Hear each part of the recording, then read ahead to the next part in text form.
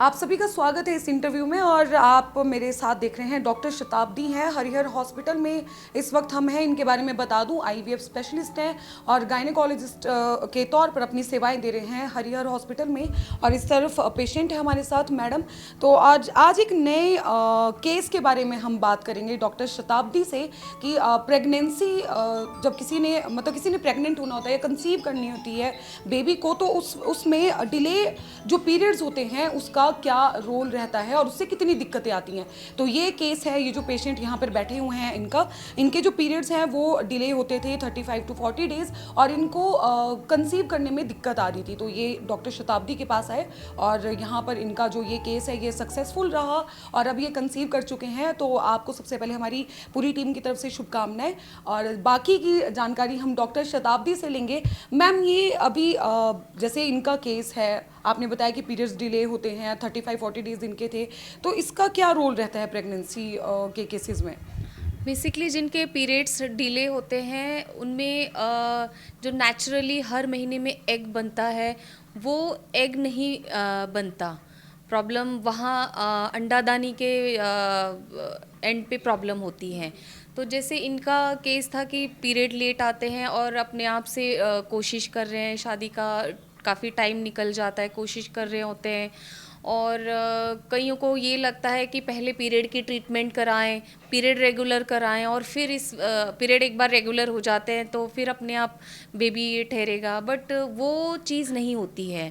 किसी के period delay होते हैं तो हमें एज रिलेटेड भी वो देखना पड़ता है कि अब इनको किस वे में ट्रीटमेंट करना पड़ेगा।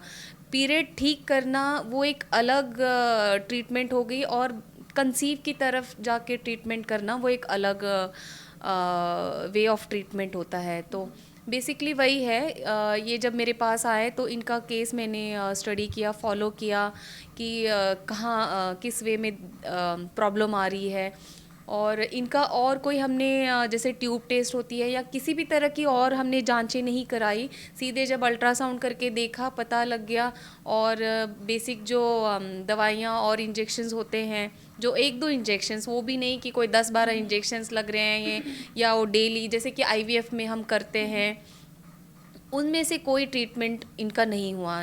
बस जो 5 दिन की दवाइयाँ होती है और 2 इंजेक्शंस लगते हैं और एक साइकिल में हमने इनका ट्रीटमेंट किया और उसी साइकिल में हमें सक्सेस मिला है।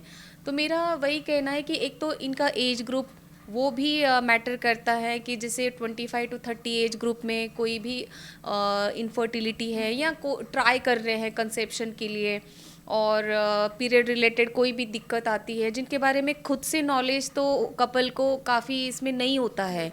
तो मेरा यही कहना है कि एक तो अपना एज फैक्टर कंसीडर करें और टाइमली गाइडेंस और ट्रीटमेंट के लिए पहुँचे, क्योंकि एक बार एज 35 प्लस और बढ़ जाती हैं तो जो ट्रीटमेंट हम कर रहे होते हैं तो हमें भी कई तरह की दिक्कतें आती हैं। हालांकि हमें अगर प्रॉब्लम पता भी लग गई, एग नहीं बन रहा है या कहीं की ट्यूब में प्रॉब्लम है, लेकिन फिर भी एज का जो फैक्टर है उसमें जो बच्चा चिपकना होता है, जो हम कहते हैं एम्ब्रियो इम्प्लांटेशन, उसमें काफ़ी फ़र्क आता है।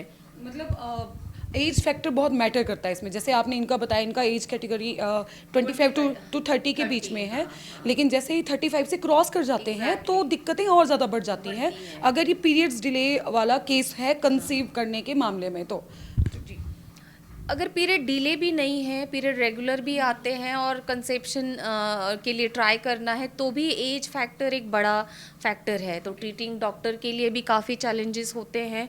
तो मैं यही कहना चाहती हूँ कि अगर कंसीव करने के लिए ट्राई करना है तो टाइमली करें, अपना एज फैक्टर कंसीडर करें और सही गाइडेंस की तरफ पहुँचें। तो दर्शकों, ये डॉक्टर शताब्दी की एक और सक्सेसफुल केस और एक और स्टोरी आपको हमने दिखाई। और अगर आपके भी पीरियड्स डिले हैं और आप कंसीव करने की कोशिश कर रहे हैं तो कोई दिक्कत अगर आपको आ रही है तो आप डॉक्टर शताब्दी से हरिहर हॉस्पिटल में आके कंसल्ट कर सकते हैं और अपने केस को स्टडी करवा के अपनी जो दिक्कतें हैं उनको सॉल्व करवा सकते हैं। Thank you so much ma'am, आप ने हमें जानकारी दी और आपको एक बार फिर हमारी पूरी टीम की तरफ से शुभकामनाएं। Thank you. फेसबुक पर पोल स्टार हिमाचल का पेज लाइक करें और यूट्यूब पर हमारा चैनल सब्सक्राइब करना ना भूलें।